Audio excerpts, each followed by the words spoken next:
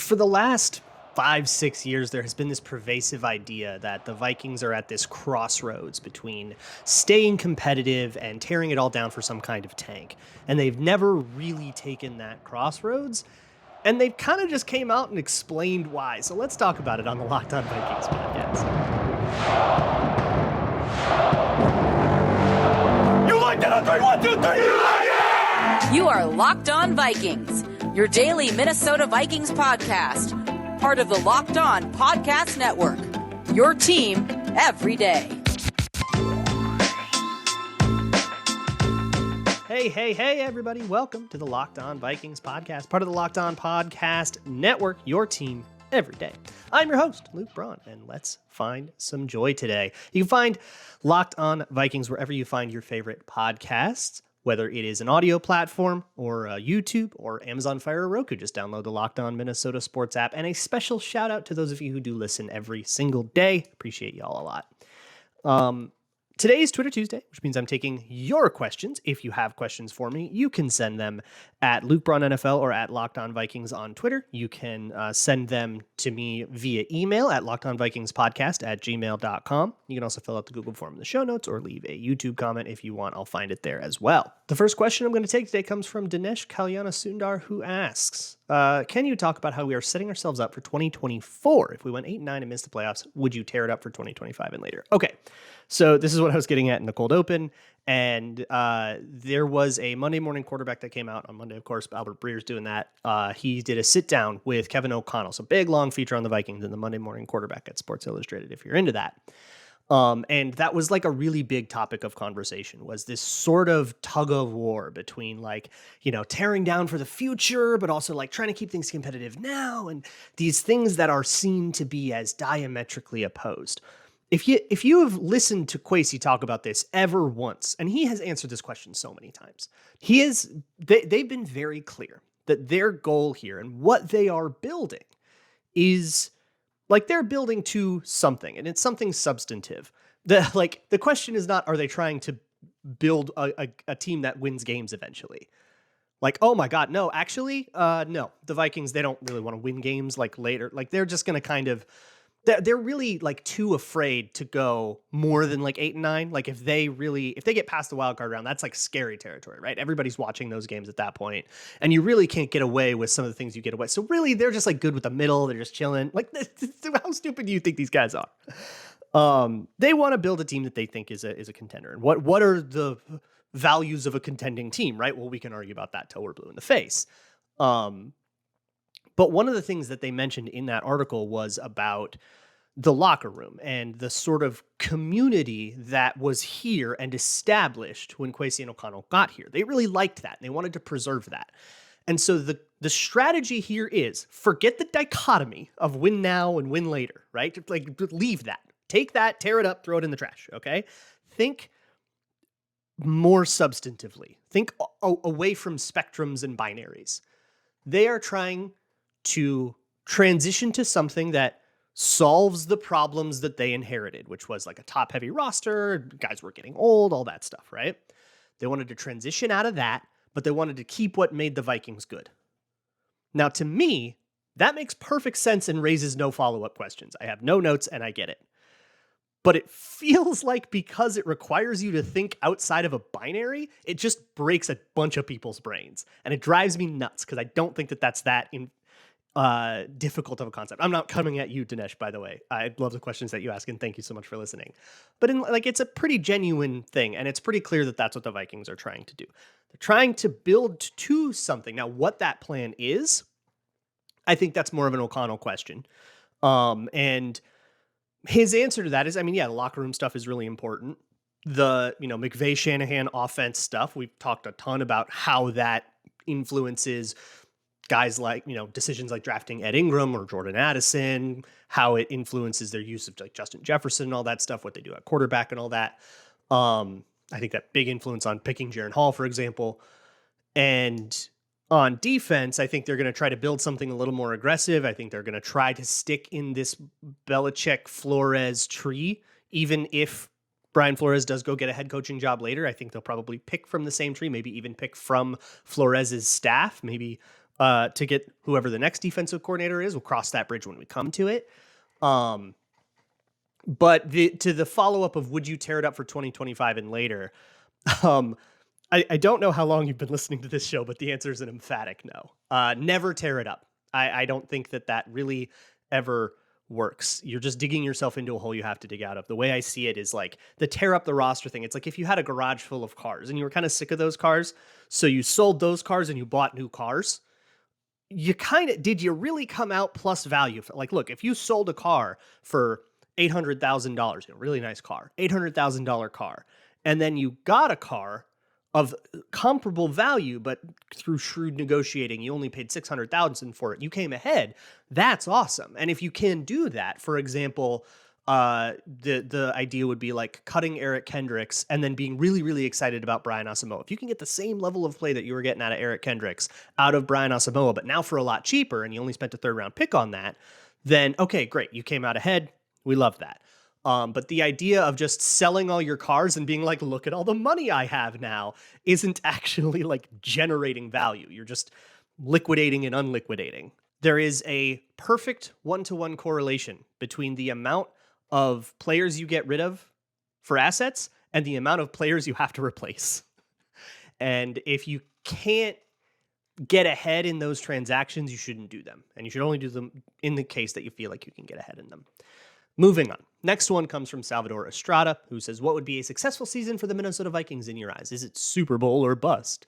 I'm just going to actually go to the next one, which I think answers this pretty well, which is, do you feel like fans would appreciate fandom a bit more if they let go of the Super Bowl expectations and just enjoy the team for what it is? The just one before we die thing feels reductive to me.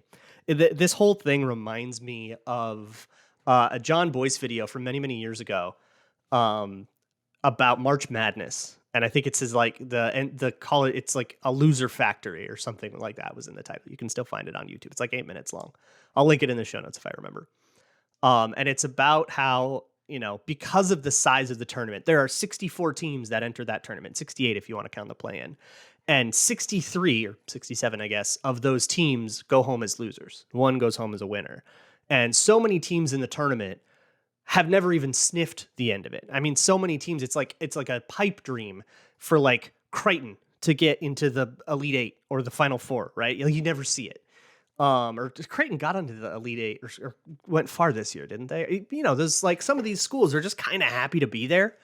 And I think it's harder with that in the NFL because the tournament isn't as big, right? It's just 14 teams, and it was 12 teams before that, not 64. But you still, like, 14 teams go to the playoffs. 13 of them go home as losers.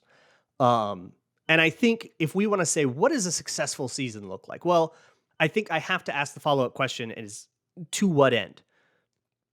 If all you're asking is, did they win the Super Bowl, yes or no, and that's the only way to be a successful season, okay. But if you're asking, how can we use this season as a barometer for the direction of the Vikings, then you could say, hey, look, if they win the division again, if they win a playoff game, if they really kind of prove that they belong among the upper echelons of the NFC, then they're probably on a good track and they should stay on that track.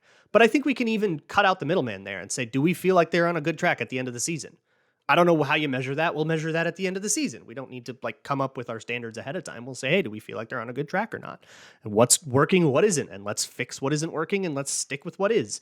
We don't need to make these rigidly defined standards ahead of time and then be like, well, but we said they had to win 12 games and they won 11 and they won the division and they won the Super Bowl, but we said 12 games. We're not going to get there, right? I have a whole bunch more questions that I want to make sure that I get to. I'll get to as many as I can. But first things first, let me talk to you about the best tasting protein bar on the planet. It is Built Bar.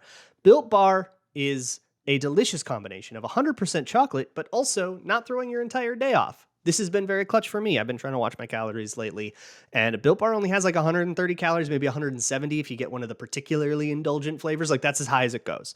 Like cookie dough chunk puff, that's the one that I have been housing.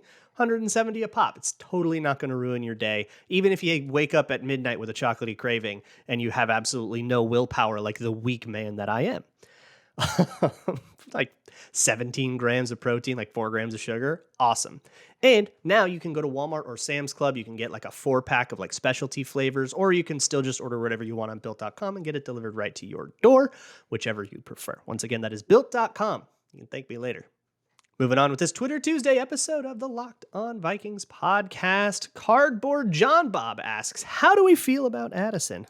Oh boy, how glad am I that you asked, Cardboard John Bob. Because I have a Patreon page, patreon.com/LukeBrownNFL, where I have an in-depth film review of Jordan Addison that tells you exactly my feelings. The short, reductive answer is, yeah, I'm pretty stoked. I think there's a lot to be excited about there. If you want to worry about his size, I think there's validity to that. And I can kind of show you what that looks like as well. So you can say more than, well, small receivers tend to struggle, but how? What does that mean? What struggles does that lead to? And how do you overcome them? I think those are all good questions to ask. And I think that film review really addresses them a lot better than I'll be able to get into on a podcast. So let me point you over to that. And it's also free to watch. So you can just click right down to it. But I would appreciate it if you joined it anyways. So we've got a run on wide receiver questions here. C. Woodbury asks, not sure what to think about KJ Osborne. Is he talented enough to have played well as the number 2 if Addison was not drafted? Conversely, is he overpaid at $2.8 million as an easily replaceable number 3? I don't think you can get a number 3 for $3 million. $3 million is not what it used to be. $3 million is kicker money. It's like barely kicker money. Like that's $3 million for a wide receiver 3 would be a coup. I think there's a really, really big gap between what you can expect for a $3 million wide receiver and KJ Osborne. Could he have been the number 2 if it weren't for Addison? I don't think it would have been the worst. But I think going into the draft, we all kind of understood that it would be preferable if they had another person at least competing for that job. And I think that is appropriate. I think KJ Osborne has earned the opportunity to compete for it, but he has not earned a decision to get it. And he also hasn't earned a decision to be barred from it, right? I think Addison and KJ Osborne have very different skill sets, and those skill sets will be used in this offense in different ways, right? I think you'll see KJ Osborne, if I had to guess, you'll see KJ Osborne out in 12 personnel a little bit more. And then when you get 11 personnel, you'll see Jordan Addison perhaps get more usage, be earlier in the progressions, perhaps be above him, Osborne, on the quote-unquote depth chart there. But when we're rotating a guy off and it's 12 personnel and we're running a lot more, I kind of want the better blocker out there. That's the way that I see this playing out right now. But this will all get decided way more in camp. I mean, Jordan Addison could struggle out the gate, and then maybe Osborne gets everything, or maybe Jordan Addison totally explodes and Osborne sort of gets pushed aside because we've got this great duo now. A lot of stuff can happen in camp, and that's what decides this. Del Henderson asks, Naylor for wide receiver 4. Boy, howdy, that kind of already happened. The OTA depth chart appears to reflect that already. Naylor ahead of Rager, and nobody else on that team. You're not going to have Tristan Jackson above them. But Naylor has been getting more of the reps as like wide receiver 2. OTAs didn't have Justin Jefferson. We talked about that. And Jordan Addison was on the sideline with something undisclosed. We didn't know what it was. So with those two guys out, Osborne and Naylor were the two guys a lot of the time, and Rager would come in 11 personnel. So, that appears to be where the pole position is right now. And then, of course, long way to go in camp, right? Guys got to stay healthy. Guys got to keep their jobs. Fights long from over. We just finished the first drive in the first quarter, right? Cooper Mack says, do you think Jay Ward will play a Jaron Kearse type role in the future? I don't see it as a Jaron Kearse role. I think Jaron Kearse played a little bit more of a straight up safety role, but Jay Ward to me is an apex, which is like nickel corner or linebacker or safety, depending on whatever the offensive alignment is. But that is a lot of covering tight ends and a lot of covering slot receivers and a lot of covering running backs. That is the role I think he'll play. I have a more in-depth thing on Jay Ward coming up, so I'll sort of put a pin in that for now. But that's kind of where I'm at on that. I don't think that comparing him to Jaron Kearse just because they're both versatile D-backs is necessarily going to get you to the right answer. You've categorized it a little bit, but it's still like I think a little bit too vague of a categorization to really appreciate the differences between the two. But again, pin in that. David Whitting asks, which position coach on the Vikings will be the next head coach? That is a very interesting question. I assume I'm not allowed to say either coordinator, because then it would definitely be Brian Flores. And if it's not Brian Flores, it would probably be Wes Phillips, who has the Wade Phillips thing, and he also could be the coordinator of a successful offense. I think a very easy thing to do without just even looking at who any of these people are would be to go with Chris O'Hara just as the quarterbacks coach. There tends to be a pipeline there. But I could see a nod going to somebody like Keenan McCardell, who wants to be a head coach someday. And he's a very hot name, and he even went through like the DEI program at the owners meeting that Matt Daniels also went through. Matt Daniels also, I'm going to guess, is off limits for this. So I guess Keenan McCardell would be the fun answer. Chris O'Hara would be the let's just go with the guy that's in the pipeline answer. Zach asks, at what point does a young-ish coach break away from having the disciple tag, e.g. Flores is a Belichick disciple, and they just have their own scheme? I don't think he ever do. I don't think he ever have to, because I don't think being a disciple, I like, it's not saying that this guy isn't his own coach or anything like that. But I think it's a good shorthand to like get people to understand what we're looking at here. What kind of thing are we running? Like Jonathan Gannon runs the Fangio scheme for the Cardinals. The Fangio scheme comes with certain ideas. There's a lot of zone match coverage. There should be a lot of blitzes. We didn't get that on our version, so that kind of sucked. But there should be like certain exotic blitzes that come off of that. There's a certain way it disguises coverages. Like it means things. That doesn't mean it's the exact same offense, but it's a style. It's in the family. That's usually what I use that as like a shorthand for. Boy, do I have a whole bunch more questions. I'm going to have to fly through them, but I do want to get to as many of them as possible. So let's kick this thing into overdrive, I guess. Continuing on with this Twitter Tuesday episode of the Locked On Vikings podcast. The next one comes from Cowabunga Kev, who says, what does fun even feel like, really?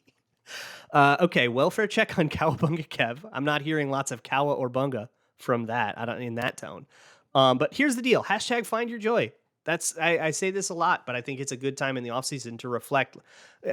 Theoretically, if you are listening to a Vikings podcast in May, you like football. You enjoy watching football. Why do you enjoy watching football? I'd like to really just look in the mirror. Answer that question. No wrong answers, but answer it. What is it?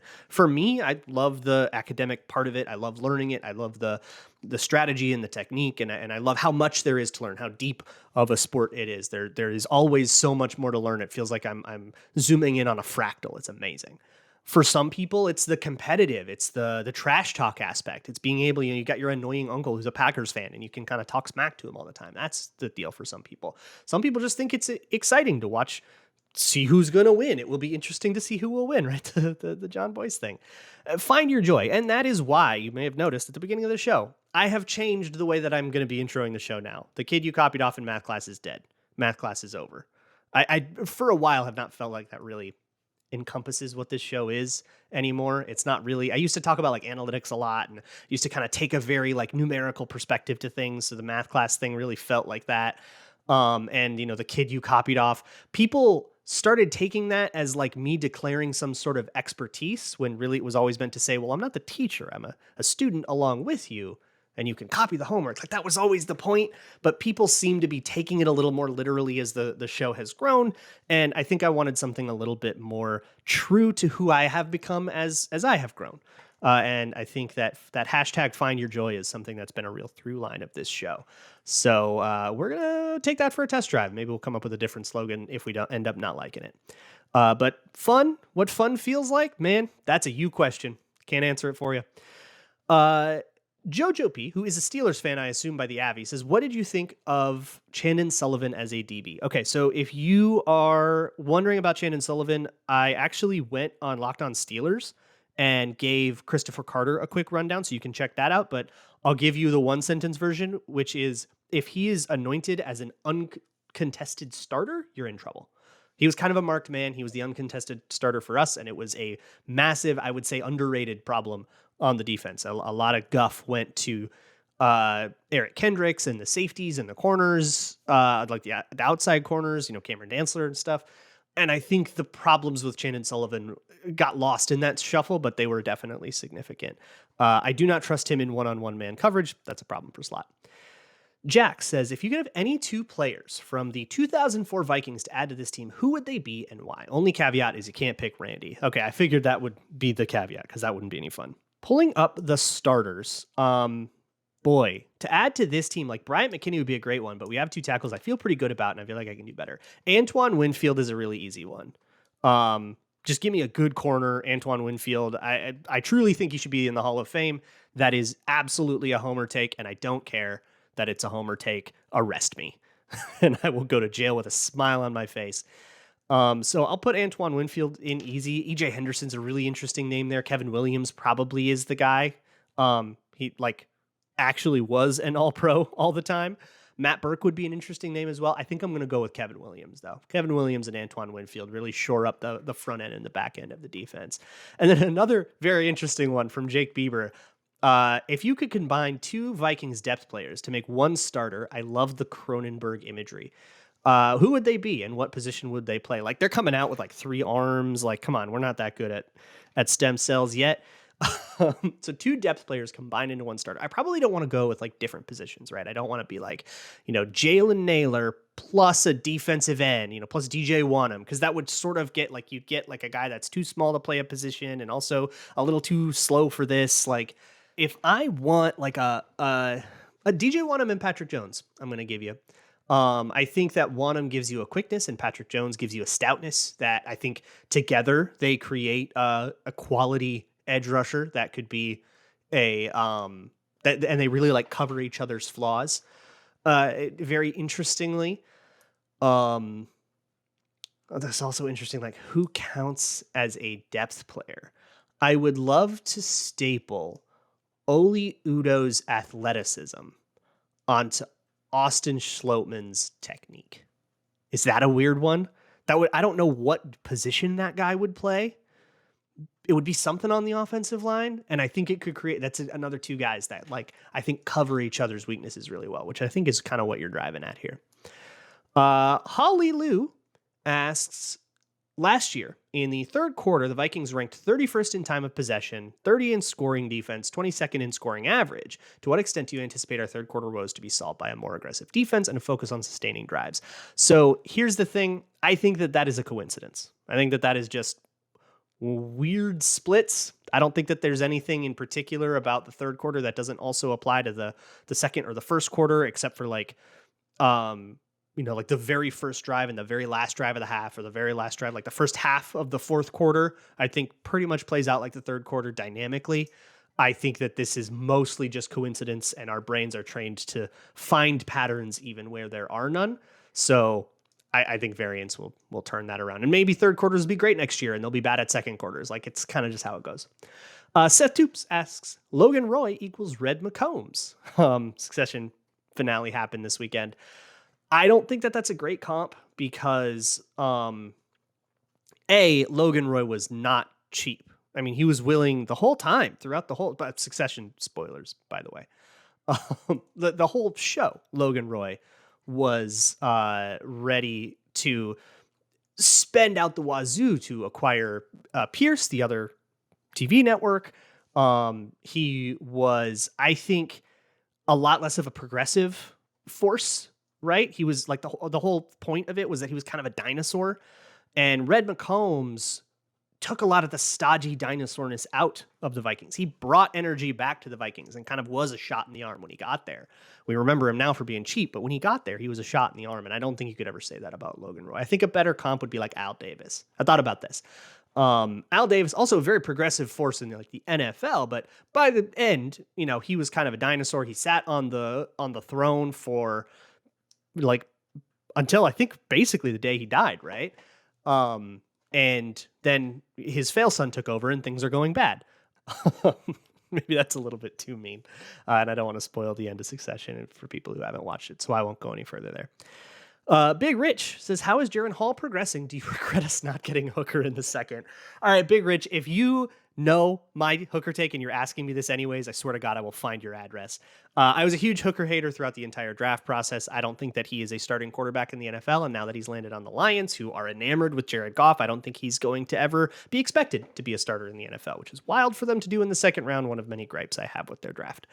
How is Jaren Hall progressing? I don't know, man. They've had like 6 seconds of practice. They're like 3 OTAs in or something like that. Like, I have no idea how Jaren Hall is progressing. We'll have to see that a little bit more in camp. OTAs aren't really going to give you a great evaluative sense. Chris says, pay being equal, if you had your choice, would you rather be on an NFL coaching staff, front office staff, or on part of an NFL broadcast?